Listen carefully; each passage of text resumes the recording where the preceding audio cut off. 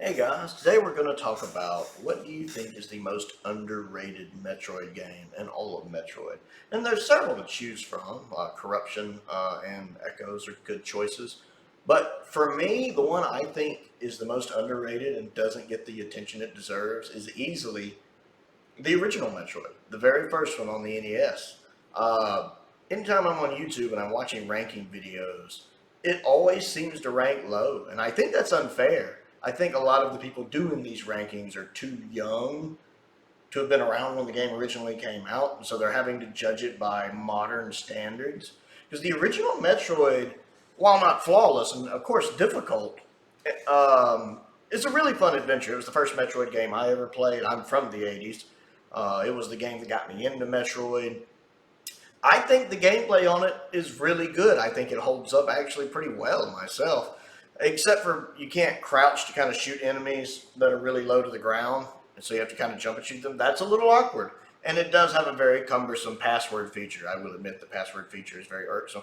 But playing it on modern equipment, you usually either have save states if you're playing it through emulation, or say if you're playing it on the Nintendo Classic, it has save states. With save states, it makes the original Metroid a little easier because that password system is bothersome.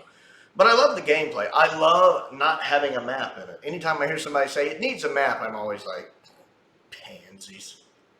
Pansies. Memorize the map. When I was little, my uncle and one of my cousins played it a lot. And they drew their own maps. They literally made maps. I like that. I like the idea of you getting so wrapped up in something. The game draws you in so much that you're sitting there, okay, we're going to make maps of this. That's cool to me.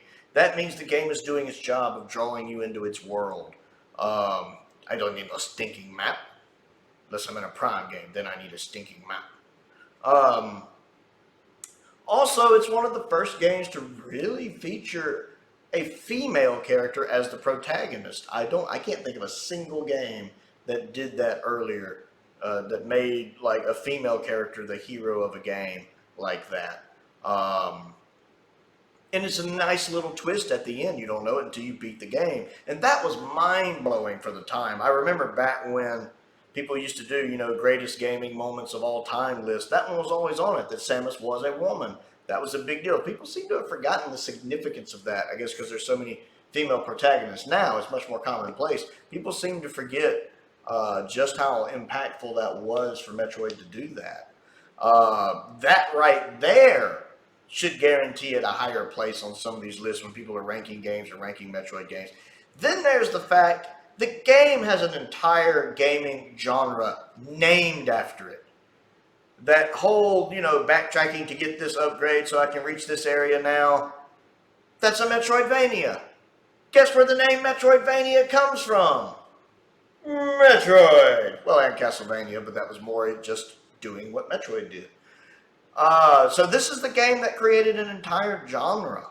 And for me, for it to have not just one big gaming accolade, but two big gaming accolades, two like that, should definitely have it higher on most people's list. The game is difficult. But even using the password system, you can put in the Justin Bailey code and be practically at the end. You can put in the Narpa sword code and have infinite health. There's no excuse for people to complain that this game is too hard when there are ways around that.